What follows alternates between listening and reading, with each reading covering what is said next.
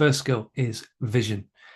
Got to get like the guy in the clouds above and beyond. You know, like when you go into an aeroplane and you go above all the rain and above all the clouds and you can see the blue sky and you go, oh, everything looks so small down there. Why was it such a big problem? That's what you need to do as a leader. You need to regularly, if not daily, take time through meditation, self-reflection, time away from people, time on your own to visit the top of the mountain, or what they call the helicopter view, you know, the plane view, where you can get above the everyday and go, right, let's look at the big picture here. What are we actually trying to do? And it's called vision. And some people have this as a gift quite naturally.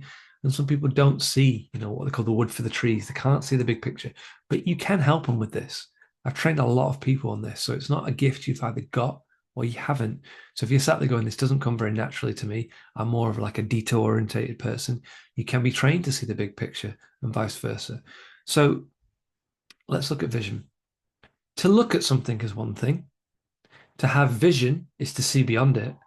And one of my favorite phrases is to gaze upon something, is to look at something with love and think, oh, I could look at that all day. So you could gaze into your partner's eyes or look at your dog or, you know, the beach or the ocean or something like that. So vision is kind of like halfway between that. It's not just about what you see. You can't just look at things as they are and call that vision. That's not vision. Vision is the ability to see beyond. Yes, we're here right now, but what's beyond that? Next week, next month, 5 years, 10 years. What could that be? It's a creative way of seeing using the brain and the mind as opposed to just the eyes, right? So, for example, if you're looking for opportunities and you say, today, I am going to find some opportunities.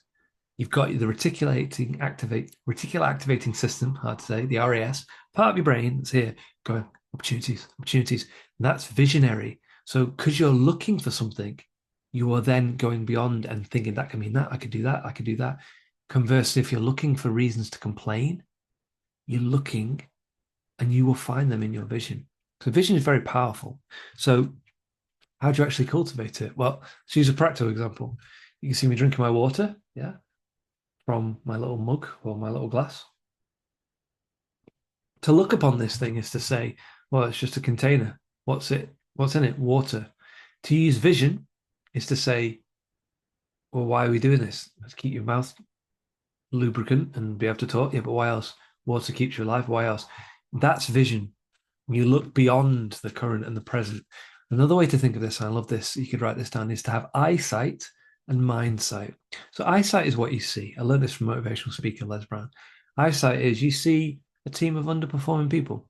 You see a rainy Tuesday. Okay. Mind sight is what could that mean? What could it be using your creativity? So we go back to the same example. Yeah. Eyesight, it's a container full of water halfway. Mind sight, what could you put in it? Whatever you want. You could stuff it full of diamonds. I don't know. You could try and melt it down and make it into a watch. You know, that's mind sight, and that's what you're being asked to do as a vision, as a visionary, and as a leader. See beyond. People come to you all the time like this, saying, "I can't see this. I don't see why. What's going?" They're being asked to lead. Sorry, they're asking you to lead beyond, and so you've got to practice that. So start doing that. Start looking at absolutely everything around you right now and go, "What's it for? What color is it? What shape is it? What's the most important part of it? Why? Where did it come from? Is it still going to be here in 10 years?" Right? Here's a practical example, and I love this. This is true, right? So there was a study done. So this is a very simple study done into creativity. So just keep this in mind for you and your team. And it was done with 10-year-olds, so year six. And I've taught people this age.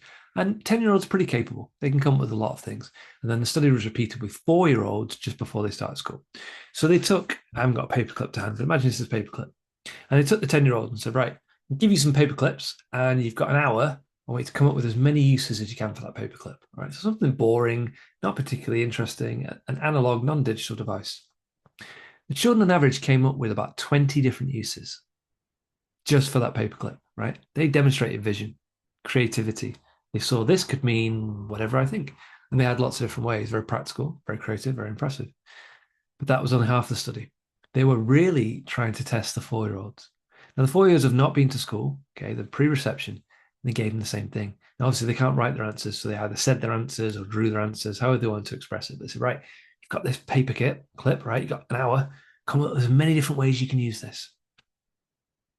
The 4-year-olds came with, on average, 200, over 10 times as many. That doesn't make sense. They've not even been to school.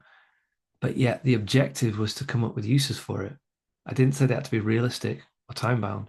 So a lot of the children that were younger would say things like, well, if it's absolutely massive, I can sit on it and ride it to the shops. Or they said, well, if it's made out of chocolate, I can eat it. Yeah, I can give it to my pet dinosaur. And you might think that's ridiculous, but that's not. That's vision, seeing beyond. What something means is only what we think it means. If we're looking at an underperforming person as an absolute nightmare and a problem for you, then that's exactly what it is. But if you look at the same person with love and empathy and say, right, how can we help make this person and the whole environment successful? That's vision. And people are crying out for vision now. They're crying out for good leadership, for you to lead them beyond. So in order to do that, if that doesn't come naturally, use eyesight, use mindsight. Look at a person today that you've known for ages, or look at something that you've engaged with for years and said, it's this, it's for this role, it's always been this way. Is it? Is it? When I talked about loving leadership last time, I was talking about paradox. Yeah, and the best things can be the worst things. So that level of visionary thinking, yeah, really thinking about that. Take a really hard problem, try and solve it, like world hunger. You might solve it, you might not, but the level of visionary thinking that will come into your brain is next level, and it'll make connections in your brain. It's absolutely fantastic. So you've got to have a clear vision. You're coming in, you go, right, this is where we're going to go. This is what it looks like the bungee jump. The clear vision is, it's going to finish and I'm going to emerge on the ground. If I thought I was jumping to my death, I wouldn't have done it. Okay. So the vision is very, very important. And that's a skill, by the way, you can keep crafting. The ability to see what something can mean beyond and to take people forward into a better future is the number one skill that differentiates good leaders from outstanding leaders, from terrible leaders. Yeah. Very, very simple. If they have a clear vision and you can understand the clear vision, or you have a clear vision and they can understand your vision, you're fine. Without it, people just get confused.